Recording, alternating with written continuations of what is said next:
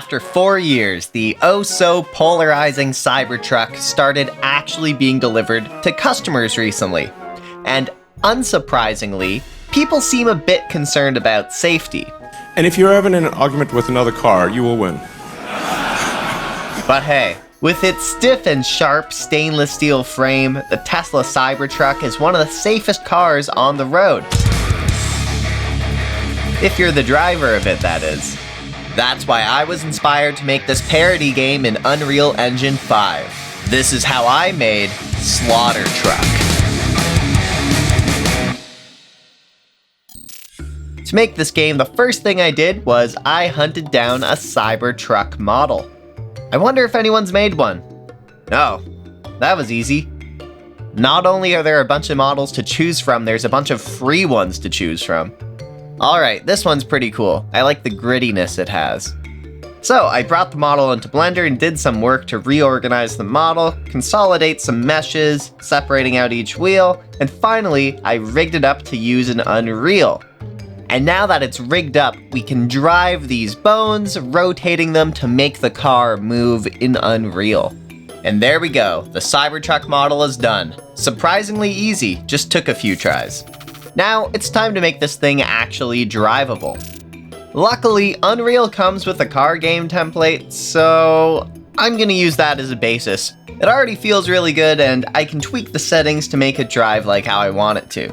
Of course, the electric Cybertruck is going to behave a little bit differently than the sports car would. The handling, the torque response, the amount of gears, all different. So I made it a single speed with instant max torque. This thing really takes off now. I'm going to use my Cybertruck model as a replacement for the sports car, and because I have it all rigged up, I can just swap it out. After swapping out the sports car, here we go, we're driving around in a Cybertruck in Unreal Engine. Oh, that wasn't supposed to happen. To fix the toppliness of the Cybertruck, I lowered the center of gravity by a lot.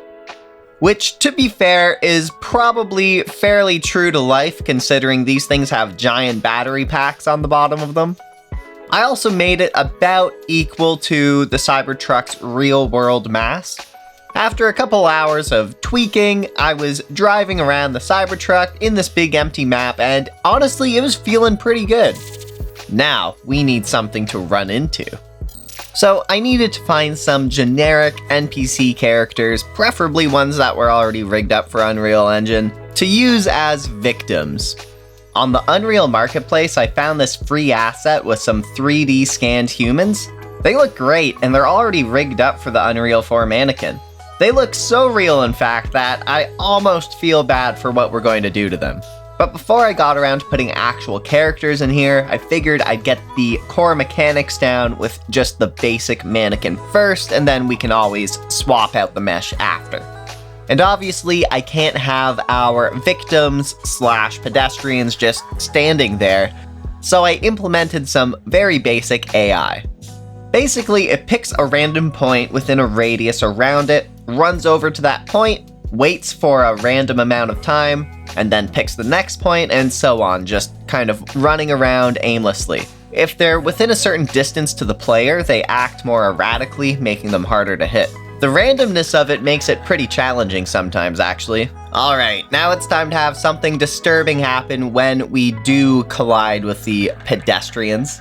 I don't want this to be too over the top, more like just a realistic representation of what's actually going to take place on public roads once this Cybertruck starts getting into the hands of people. So we'll treat them as if they were just chopped in half by a sword. In order to achieve this dismemberment effect, I essentially need to spawn a duplicate of the character that's gotten hit. The first character has the bottom half of its bones and skin hidden, and the duplicate character has the top half hidden. And I was literally about to start chopping up these poor guys in Blender when something occurred to me. Somebody's probably made a procedural plugin for this, right? Sure enough, on the Unreal Engine Marketplace, there was a couple to choose from. I went for this one called Ongore. Basically, you just specify a bone and it splits the mesh in half and looks really good. This video is getting demonetized, isn't it? It was pretty easy to implement with my existing code, and let's try this out. Oh, I feel bad for the mannequin. To make things a little bit more cartoony, I added an impulse to the top half of the body, so when it gets hit, it flies up in the air. Next, it was time to add those characters, so we're not just looking at the same mannequin. Because I already had this mannequin actor working exactly like how I wanted it to with the AI and the dismemberment and whatnot, I made all the victims subclasses of the parent victim class. That way they inherit all of the original's functionality while still giving me the ability to give different attributes to each one. Which is an example of which programming concept? Say it with me, everyone. Polymorphism. That way I can also tweak things about the parent victim and have those changes propagate to all of the characters at once. There's not a whole lot of variety to this character pack, so let's see if there's any more of these available from the same publisher. Holy, $80 each? Instead of spending $80 per model, I'm gonna stick with the free pack and supplement it. So I downloaded some free models from Mixamo. Now, unfortunately, Mixamo models don't come with an Unreal skeleton, so I'd have to modify them to make them compatible. So what I did was I downloaded these Mixamo models, deleted their regular skeleton that would normally come with them. Then I added the Unreal Engine 4 skeleton, which is the one that's being used for the other victim models. This way, there'll be a drop-in replacement for the existing victims, and I won't have to worry about it once I do the work of rigging them up in Blender. And here we go, there's a little bit more variety to them now. Now, instead of having these poor souls placed in a particular location every time, I wanted them to be spawned in randomly. So I made a class for that. It just picks a random point in the AI navigation area, and oh, that looks creepy. Alright, I fixed this now with a line trace to the ground after they're spawned, so they always spawn right on the ground. And now I can spawn as many victims as I want, and my script will handle the placement and the randomization of them. Perfect. Now, we need a map. But where should this game take place? I could lean into the cyber thing, I guess. It should maybe take place on Mars or something? There are a lot of different directions I could have went. There's a site called Kitbash 3D, and they make some really awesome asset packs. They were having a Black Friday sale at the time I started making this video, so I did end up grabbing a couple. And when I came across this Americana asset in particular, a light bulb kind of went off in my head. If we're going to be slicing up NPCs with our all-American made murder truck, I think it'd be fun to have it take place in an idealistic American town. Kind of like Stubbs the Zombie or something, if you're familiar with that game. Now, my first attempt at throwing these assets together in a game didn't work out that great. I wanted to create actual roads and a neighborhood centered around a mall. It was complicated and it just wasn't that fun. So instead of something more realistic, I thought I'd start with a big boxed-in space and then work from there. Sort of like a Mario Kart battle mode map. That was my inspiration. At first, when this was just a big empty square, it kind of felt like chopping up fish in a barrel. But as I started adding things in to break up the map, it slowly became kind of fun. There's still wide open areas where you can just ram through the pedestrians, but it's a bit more of a challenge now. And speaking of challenges, let's talk about gameplay. This slicey boy was driving around the map and feeling pretty good. It's time to make it into an actual game now. The first thing I did was keep track of a score.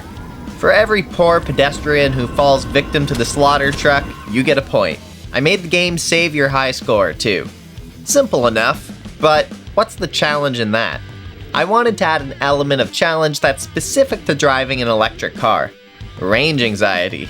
That's right, the more you accelerate, the more you drain your battery, and if you don't stay on top of it by grabbing battery pickups, your SlaughterTruck will die and it's game over. Then I realized that's still a bit too easy. If you're just focused on picking up batteries, it was possible to just keep on slaughtering folks indefinitely. So, in the spirit of the Pro Skater games, I added a 2-minute timer, just to add a little bit of tension.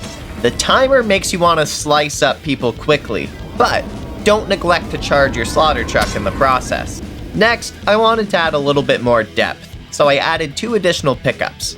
batteries have a chance of spawning as a 2x pickup, which gives your score a 2 times multiplier for 15 seconds. There's also a chance they'll spawn as a time pickup, which adds 15 seconds to the clock, just to shake things up a bit.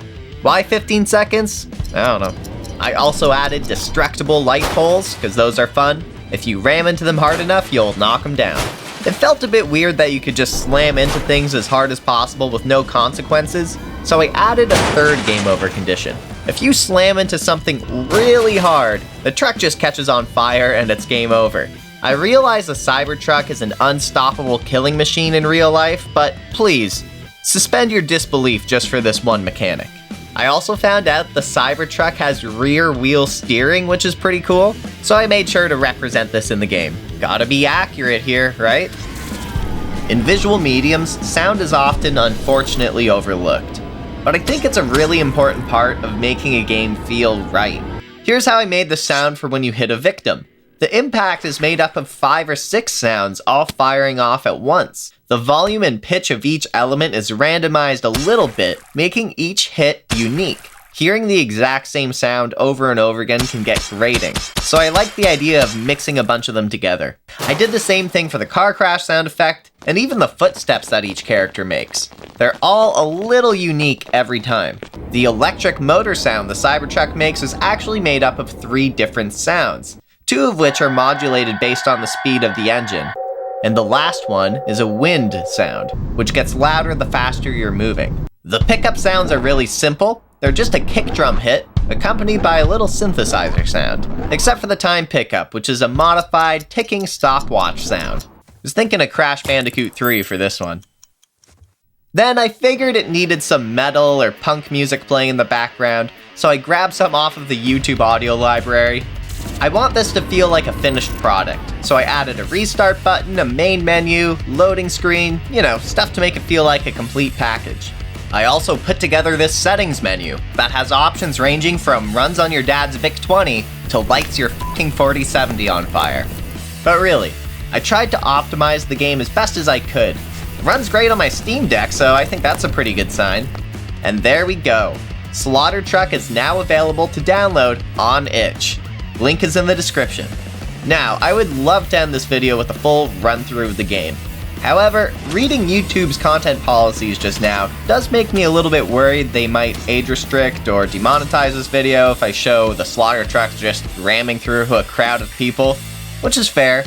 But, hear me out, YouTube. What if, instead of human victims, we're chopping up Tesla bots? And instead of blood, there's confetti. I think that works, right? Just remember, these are robots and we're throwing them a birthday party. Now let's play this thing.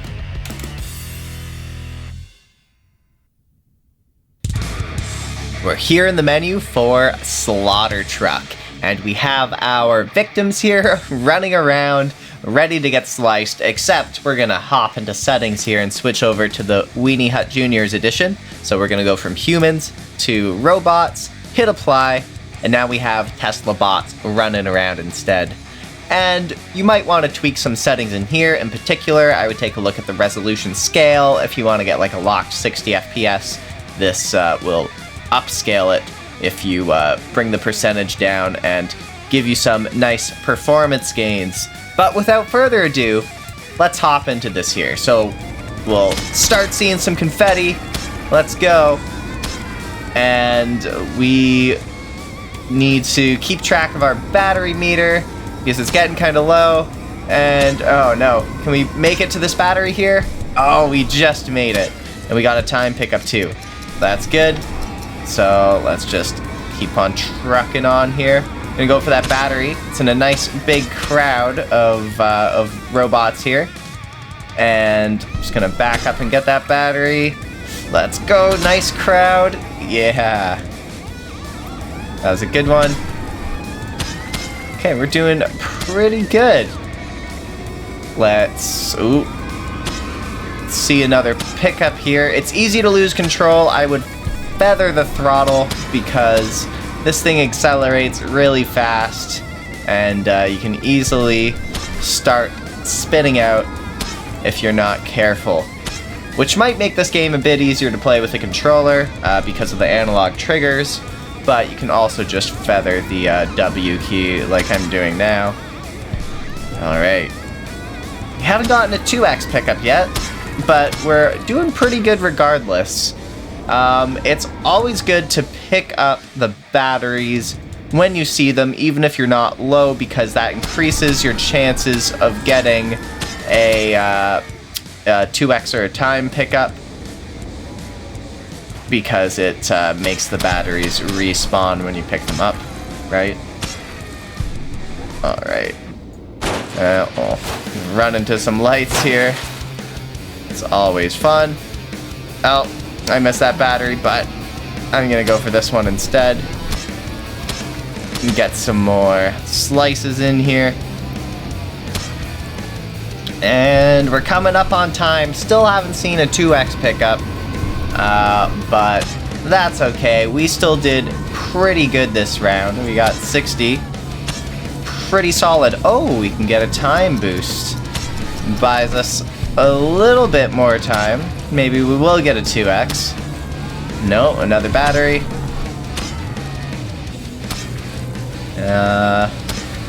Let's go. 70. Not too bad. Another time. Oh, just missed it. Oh well. That was pretty good. Thanks so much for watching this video. If you want to try out this stupid game for yourself for some reason, the link's in the description. Feel free to download it and give it a go. Let me know what you think, and I'll see you in the next video. Thanks for watching.